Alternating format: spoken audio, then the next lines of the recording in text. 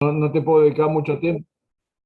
¿Qué No te tal puedo- amigos? Muy buenas tardes para todos. Nicolás Lionelli nuevamente aquí desde Redacción Informa.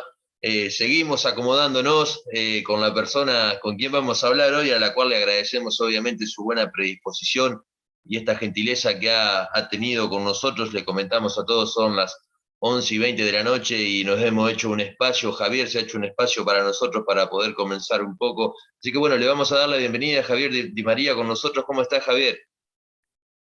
Hola, ¿qué tal? ¿Cómo va? Buenas noches. Bien, bien, nosotros muy bien y bueno, calculamos que vos también debes estar muy bien, sabemos que has andado hablando hoy por varios lugares, has hecho varias notas, porque bueno, mañana se viene un día muy importante, mañana jueves, desde las 21 horas se van a estar estrenando el documental y el corto, Javier. Sí, sí, es así, un documental y un corto producto de las actividades que fui cubriendo y registrando en el gigante box, así se le llama al lugar donde hay boxeo, en el club Jorge Newbery, a cargo de Javier Irusta, con Javier Irusta, que es el entrenador, y que estuvimos siguiendo cuatro boxeadores, tres amateurs, uno se convirtió en profesional el 5 de noviembre, el otro, bueno, el cuarto profesional. El 5 de noviembre lo que hubo fueron la velada boxística, y eso está dentro del documental, pero el documental da cuenta de entrevistas y de entrenamientos y de charlas diversas que fuimos teniendo con esos boxeadores más viejos, boxeadores de otra época y gente relacionada al boxeo. De ahí se derivó un cortometraje con uno de los boxeadores de estos cuatro que te hablaba, y eso, todo ese combo, digamos, de corto, ficción, fantástico con documental, va a ocurrir mañana a las 21 horas en el Cine Jockey Club de la Sociedad Italiana. Bien, me imagino que ese documental, bueno, repasando un poco, seguramente hayas notado que en ese espacio, ¿no? En ese edificio y en ese lugar puntual, se vive de manera muy intensa. Seguramente el documental comente un poco de todo eso que estabas hablando. Nosotros también hemos estado presenciando alguna vez con alguna nota y también notamos algo que por ahí conversábamos afuera de comenzar a grabar esta nota, ¿no? Sentíamos algo que ese lugar tiene algo muy en particular, mucha constancia también y mucha mentalidad hay ahí adentro. Seguramente vos también lo hayas notado cuando hiciste este trabajo. ¿Vos te referías al Club Jorge Newbery o al Cine Jockey Club? Al Club Jorge Newbery. Sí. Bueno, yo en mi historia particular jugué al fútbol en el Newbery. Cuando era adolescente jugué, incluso tenía 17 años, jugué en la primera, te hablo allá lejos de hace tiempo, y después cuando me fui a estudiar afuera, obviamente ya corté todo, porque venía muy de vez en cuando, pero allá el Newbery, quiero decir, está dentro de mi ADN futbolista. Y claro, y de hecho, te comentaba, Estamos hablando de 23 años atrás, más o menos, una cosa así. ojalá, mucho más. Mucho más. Eh, sí, sí, te estoy diciendo, esto fue en el 82. Ah, Yo bien. tenía 17 años en el 82, fíjate, la misma edad que Roberto, del que hablábamos antes. No, Roberto tiene un año más. Bueno, ahí nomás, creo, porque él cumple el 31 de diciembre, me acuerdo. Roberto Ferreira, que fue compañero mío del secundario en la escuela normal, y he ido, y Julio Togni también, seguramente lo conocés, Sí, sí, Julio Julio Togni. fue profesor de todos acá en Maipú, así que todos lo conocemos y le tenemos un gran cariño también. Seguramente luego va a estar viendo seguramente esta nota. Bueno, Julio fue compañero mío también en el secundario, así que he ido a jugar al fútbol a Labardén, nos hemos enfrentado, yo por el lado de Newbery y él por el lado de Labardén, y también jugamos juntos en la selección juvenil en el año 82. Así que el Newbery, claro que está ahí, es parte de la historia. Y nos reencontramos, porque yo hacía un montón que no pasaba por el club, ahora, este año, estos últimos meses, pero ya en otra actividad deportiva, que es el boxeo. Por supuesto, tiene una gran historia y lo quiero mucho al Newbery. Para mí, yo soy parte de ese club que tiene una tradición futbolística grande. Claro, o sea que en algún punto era bastante especial hacer este tipo de trabajo, ¿no? Llevarlo adelante acá en Maipú, y bueno, en ese lugar tan particular. Sobre todo en ese espacio que yo no, bueno, no existía cuando estaba yo, el lugar ese donde está el gimnasio ahora. Es Ujú. decir, ese espacio ahí se acondicionó, y lo curioso es que el documental se llama El Gigante Box, Jorge Newbery porque es en el club, y Gigante, que es el nombre que se le da al gimnasio para caracterizarlo junto al boxeo. Digo que lo curioso no tiene mucho que ver con el boxeo, sino que fue por un baile. Es decir, le quedó el nombre de un baile que se hizo en algún momento, Gigante, el Gigante, y se lo apropió para el lado del boxeo. Así que ahora, cada vez que se dice el Gigante, se piensa en el boxeo y no en el baile. Pero bueno, son esas alquimias que pasan, que nacen de una forma y terminan de otra. Sí, sí, Así que sí, ni hablar. es parte de... Aparte se lo puede asociar con el nombre del gigante por muchas cuestiones, ¿no? Un club con tanta historia, un edificio grande también, y bueno, todos los eventos más o menos más masivos se llevan adelante ahí, en ese lugar. Sí, sí, incluso dentro de mi historia recuerdo que hubo grandes momentos de vóley en una época, anduvo muy bien el vóley acá en Maipú, compitiendo a nivel provincial. Bueno, en toda la parte deportiva siempre el Newbery se destacó, y uno va creando también su corazoncito, aunque después te estoy hablando de esto en mi adolescencia y más que nada ahí, en la adolescencia, parte de esa adolescencia. Ujú. Así que el Newbery es muy significativo dentro de eso. Y sí, Seguramente. sí, que haya vuelto por ahí la respuesta. Bien, significativo como debe ser también para muchos otros. Javi, te voy a decir Javi a lo largo de toda la nota, ¿no? También en el día de mañana se va a estar estrenando un corto, ¿sí? La novia y el boxeador. Podemos decir más o menos en qué consiste, aunque ya el título seguramente nos dice mucho, o lo que por ahí lo podemos imaginar, no sé si se puede comentar en qué consiste. Obviamente no vamos a contar el final, porque la idea es que la gente se pueda acercar, ¿no? La novia del boxeador en realidad es una historia de amor, y es una historia de amor imposible porque se vive casi en dos planos muy diferenciados. Uno podríamos decir sobrenatural, por lo que es un corto fantástico.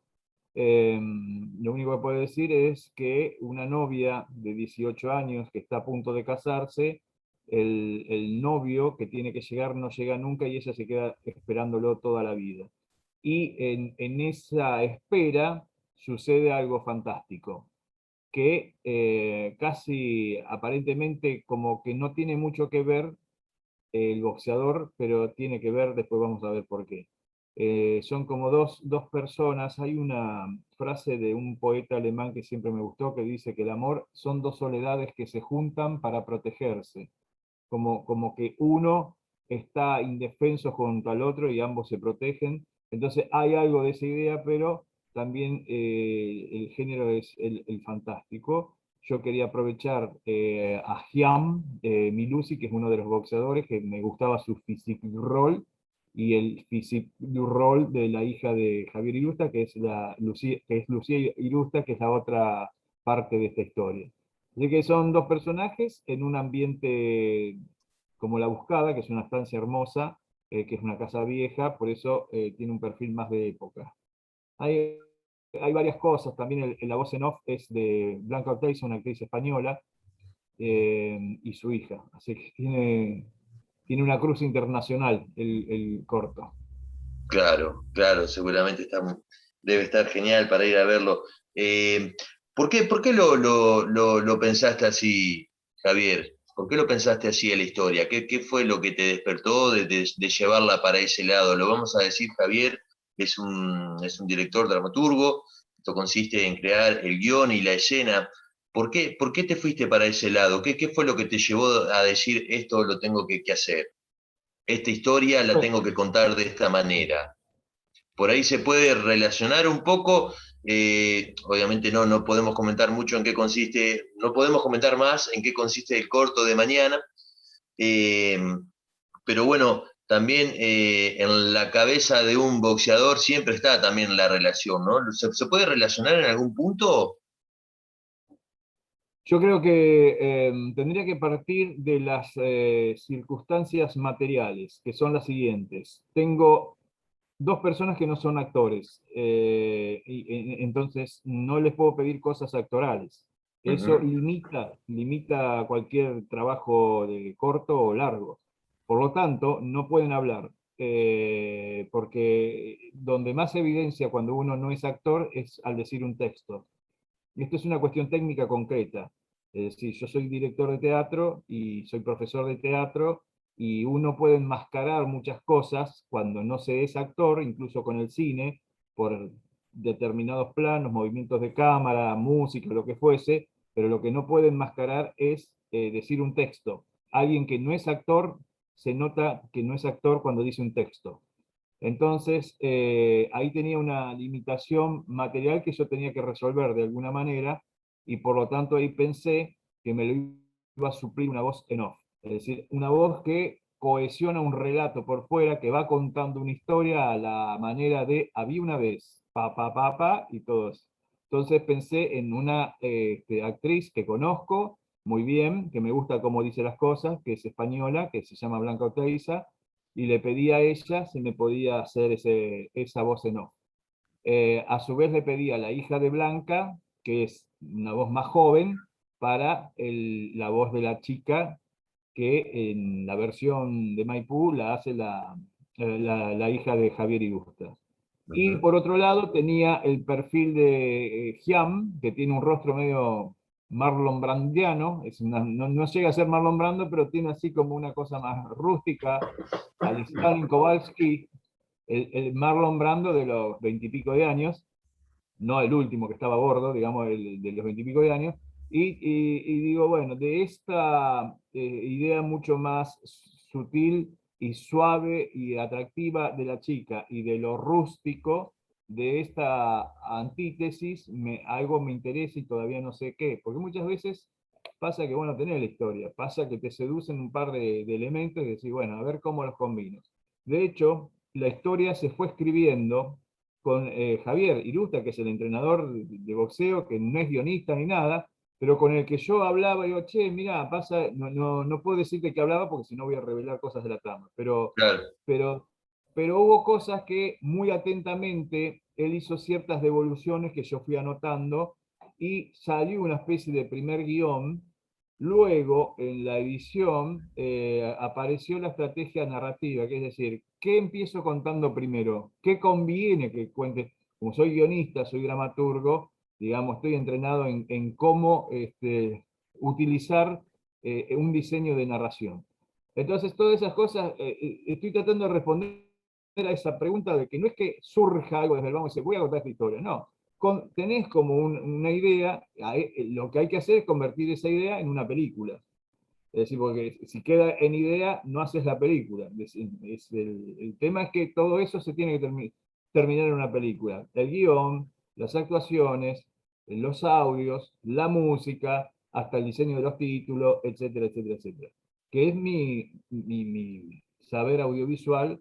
Yo he hecho muchos cortometrajes, he trabajado con muchos actores, he realizado también documentales, que es otra cosa, no tiene nada que ver con la ficción. A mí me gusta mucho la ficción y bueno, pero en el caso, ahora ya me voy al documental, vino por el lado del documental, ya es otra cosa. Lo que se parece por ahí la ficción con el documental es que siempre tenés que tratar de ubicar una cierta verdad de lo que está pasando, aunque justamente la paradoja es que la ficción es mentira. Es decir, estás diciendo la verdad mintiendo. Es un mentiroso profesional. Sí, sí. Claro, tanto el guionista, el escritor, el director, el artista, digamos, que se dedica a crear ficciones, es un mentiroso profesional. Pero bueno, más o menos esas son las puntas a partir de las cuales uno las va enhebrando y luego está, digamos, el juicio de uno, como decir, va por acá, va por acá. Siempre uno se supone que cuando te cuente una historia lo que quiere es hacerla lo más atractivo posible. Claro. Este, entonces le va buscando y va tomando las soluciones que se le van a ir presentando. Bien, bien, recién estabas comentando, sabemos sí de tu experiencia, sabemos de tu experiencia en la docencia también, hemos leído un poco antes de estar acá, eh, pero bueno, también te tengo que preguntar, ¿cómo notaste a los chicos para llevar adelante el trabajo? ¿Los viste Bien, nerviosos, entusiasmados? Porque esto empalma por ahí un poco, yo te había comentado que te quería hacer algunas preguntas y bueno, eh, quería consultarte también pegado a eso, ¿por qué crees que no se explota tanto en las localidades más pequeñas este tipo de actividades? Acá en Maipú hay un sector, hay un grupo que por ahí estaba más afinado con Maipú Corto y esas cuestiones, pero sin embargo, por ahí lo que se ve es que en las localidades más pequeñas del interior, por ahí no está tan explotado. ¿Y cómo lo sí, podés relacionar con el entusiasmo de los chicos de llevar adelante este trabajo? bueno, acá hubo, sí, es cierto, una época, hubo un festival de cine de Maipú Cortos, y, y estaba muy bien pensado en cuanto a que se especializaba en humor. Entonces, el humor es algo que siempre pega, llega, conecta más rápidamente con el espectador.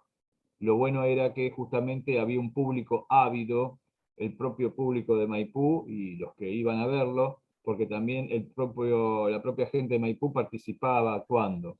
Después, hoy en día creo que todavía sobrevive una asociación de cine. De hecho, el otro día, hace unas semanas, fui a ver un corto que tenía que ver con la asociación de cine.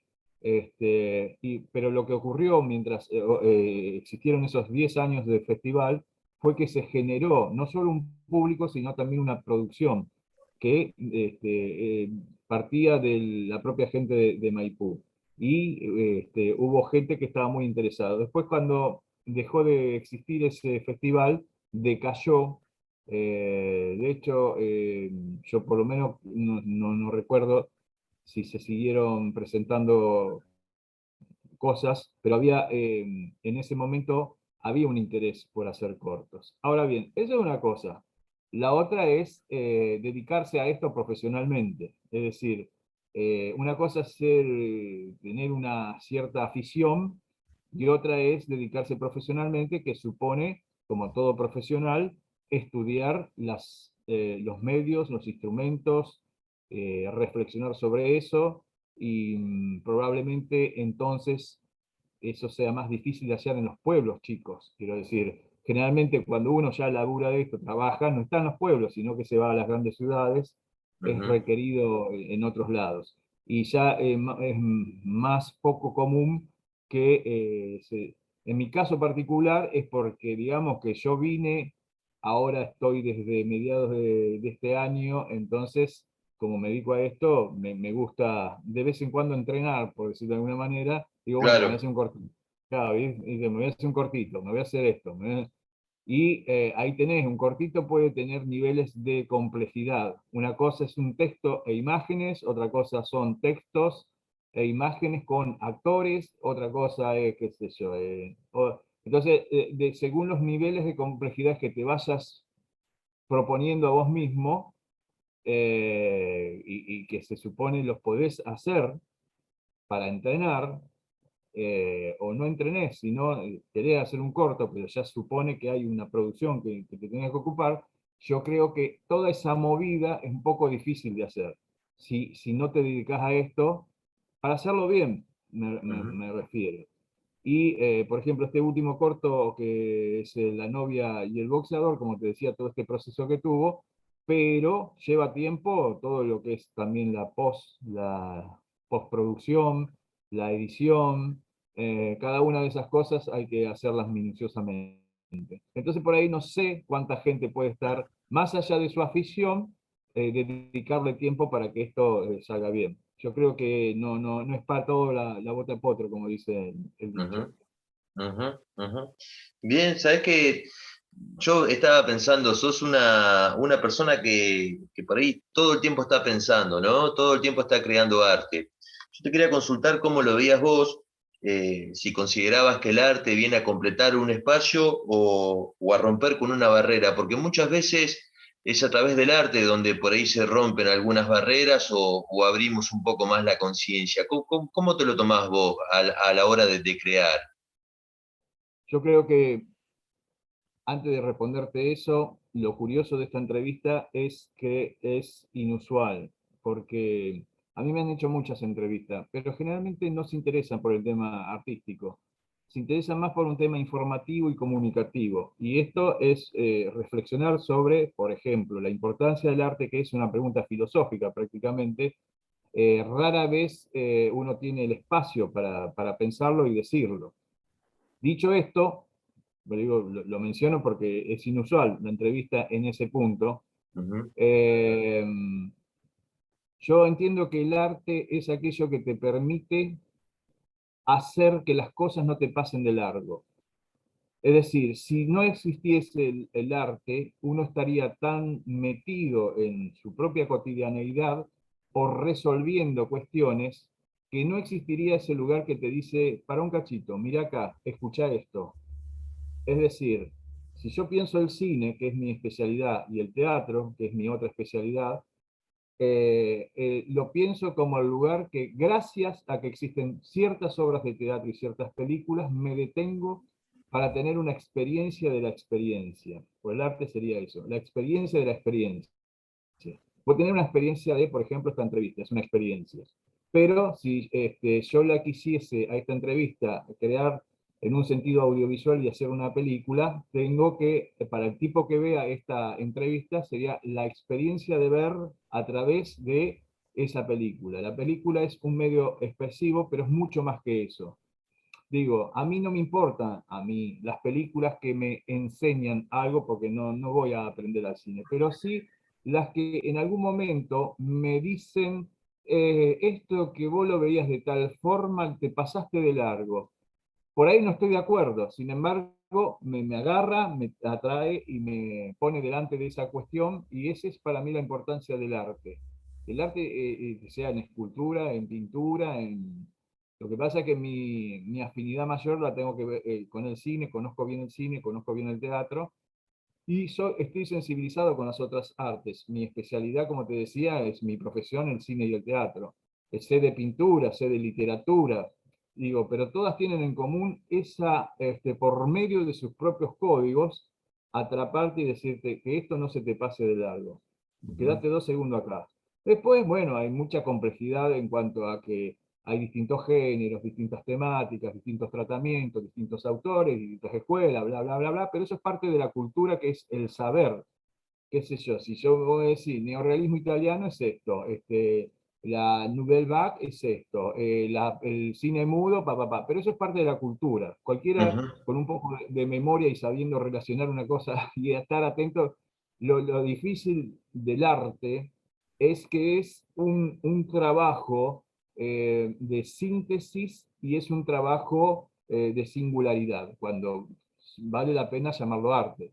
Es decir, la comunicación lo único que hace es poner en común, pero el arte, el verdadero arte, digamos, es un trabajo muy fino que hay que hacer y demanda como combinaciones inesperadas. Es decir, hay películas y películas, por supuesto, yo no estoy invalidando unas u otras, digo, tratando de responder a esta pregunta sobre la importancia del arte. El arte es más que un espacio, es un espacio que nosotros nos damos y que hace que podamos leer este, nuestro alrededor, nuestra realidad. Ya lo había dicho Shakespeare en una famosa frase, en Hamlet, le dice a los cómicos, Hamlet le dice a los cómicos, que el arte es sostener un espejo frente a la naturaleza. Este sostener un espejo frente a la naturaleza, dicho en 1500, en el año 1500, perdón, 1600, Shakespeare vivió entre 1564 y 1616. En el 1600 escribe Hamlet. Y este concepto sigue siendo actual, es decir, no hacer una imitación de la naturaleza, sino sostenerse frente a la naturaleza, donde un gesto finito, un signo determinado, combinado con otros da algo que no está en la realidad. Lo fabricó el tipo que hizo eso.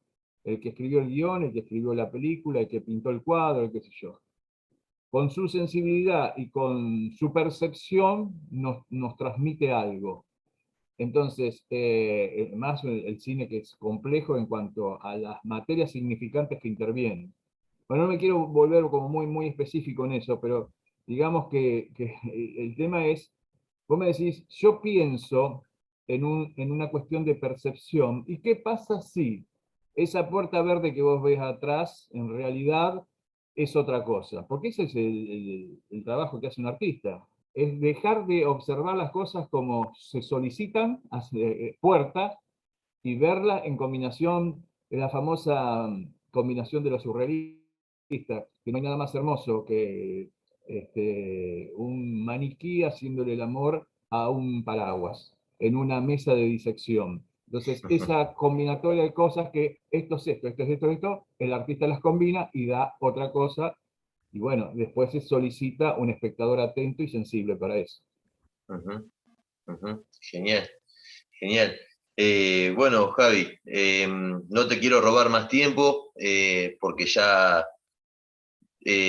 van a ser las 12 de la noche, le vamos a decir a la gente, vamos a tratar de subirlo esto obviamente cuanto antes, pero bueno, la gente no sabe, o capaz que alguno se engancha y la ve.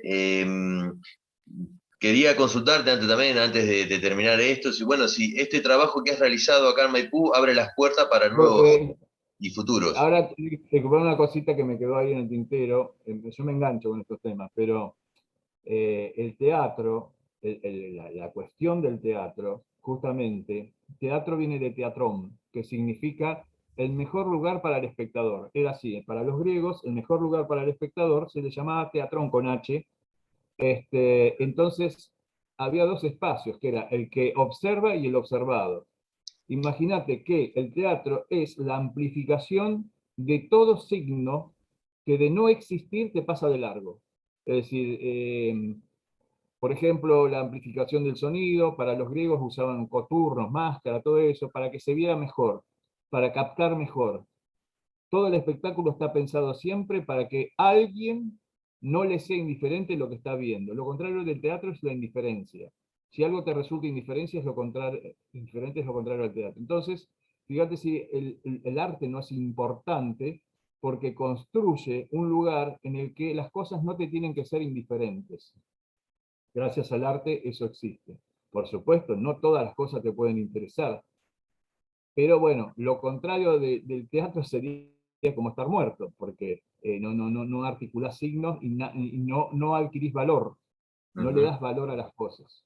Perdón, sí, No, me había quedado con eso. no, mira, mirá, te había consultado si los trabajos que realizaste, el documental y este corto, abría las puertas para trabajos, para seguir poder trabajando acá en la ciudad, ¿no? Seguir haciendo y produciendo trabajos. Pero bueno, también volviendo, si por ahí te enganchan esas preguntas, yo te quería consultar si lo diferente tenía éxito. Si puede pasar, Sí, si se puede responder, si no, no hay ningún problema, ¿eh? sí. No, yo creo que sí, tiene un mercado, para decirlo con palabras más capitalistas, tiene un mercado, por supuesto. Es decir, hay películas que vos las ves en el Malva y no las ves, qué sé yo, en una sala comercial. Entonces hay un circuito más acotado para determinadas expresiones o productos que no puedes tener la pretensión que tenga el mismo lugar que los grandes tanques que le llaman qué sé yo, a las películas norteamericanas, Ujú, para el gran público. Pero aún así, las películas para el gran público también trabajan sobre algo que en algo tiene que ser diferente para diferenciarse de todas las otras películas. Entonces, esto lo tienen muy bien los marketineros, es decir, "Bueno, vamos a hacer alguna cosita diferente para que diferenciarnos". El caso contrario era el de McLuhan, que él dijo una vez que estaba escribiendo una novela que tenía un 75% de información nueva. Entonces el editor le dijo que no la iba a leer nadie, porque nadie lee algo con tanta información nueva. Siempre tiene que haber algo que es viejo, que hace que yo, esto lo conozco, y después dar un porcentaje de información nueva. Bueno, la información nueva esa sería lo diferente. lo diferente. Ahora, si vos le das algo muy diferente a la gente, te mira, viste, medio extrañamente le resulta indiferente. Este, y respecto a lo que me preguntabas antes, de si hay posibilidad de continuar esto, qué sé yo, acá entra otro tema que es muy importante, que es el tema del mercado. Es decir, yo esto lo hice porque me gusta, pero no hago cualquier cosa solo porque me gusta, porque yo laburo de esto, porque es mi profesión. No, ni hablar. Entonces, a mí no me puso plata nadie, y esto cuesta, esto tiene un valor. Que yo me haya tomado el trabajo y lo llevo al frente porque me gusta hacerlo, porque me caen muy bien los chicos estos que con los que hice lo del boxeo y todo eso, ni hablar el corto lo hice porque yo quería hacerlo, porque me gusta hacerlo, porque quería probar cosas, por todo lo que te dije antes. Pero esto tendría que alguien poner plata y decir, me interesa hacer un documental sobre la historia del club tal. Y bueno, así que es un trabajo más como cortar el pasto, digamos. Claro, claro, claro, Es sí, tal decir, cual. Tal cual, eh, vas a estar también un tiempo más acá en la ciudad, lo hablábamos fuera de la nota, por si hay algún interesado por ahí o alguna consulta que le quieran hacer a Javier. Lo comentamos también porque eso es importante, porque es trabajo, porque es una producción muy buena y es un producto muy bueno también lo que Javier ofrece, más leyendo la experiencia que por ahí hemos podido leer, que has tenido en todo, en lo que va de toda esta profesión, Javier. Yo te quería consultar, por ahí si nos podías decir si hay algún lugar para ver algún trabajo, dónde la gente puede ver algún trabajo, dónde te puede seguir, si lo querés comentar. mira, yo soy medio caótico a veces con mis propios trabajos, son más efímeros, pero hay mucho en mi Facebook, muchas de las cosas que yo hacía o hago con otras personas, lo subo al Facebook. En algunos casos también en YouTube hay algo. Yo he dirigido mucho teatro, cine, cortos, bueno, doy muchas clases, pero sobre todo cortitos, esos que, por ejemplo, te decía, no sé, hoy quiero probar tal cosa. Ponele que me compre una cámara, quiero probar la cámara, bueno, hago un corto. Sí, es como decir, bueno, qué sé yo, me compro un auto, corro una carrera, una cosa así. Digo, Claro, vamos a probarlo en su función, digamos. La cámara es para esto, entonces hagamos una película. Por supuesto que lleva mucho más laburo y qué sé yo, pero bueno, porque a mí me gusta y me dedico a esto. Así, entonces vos vas probando, no sé, me compro un micrófono o lo que sea, bueno, hagamos una peli donde tenga que ver el sonido del micrófono. Te compras un croma que es una tela verde para hacer una truca X y bueno, lo mismo, hagamos un corto que se use esa truca, qué sé yo. claro, Muchos de los cortos que hice yo era así, vamos a probar una grúa, bueno, dale, es un personaje que lo sigue la cámara, pa, pa, pa, pa.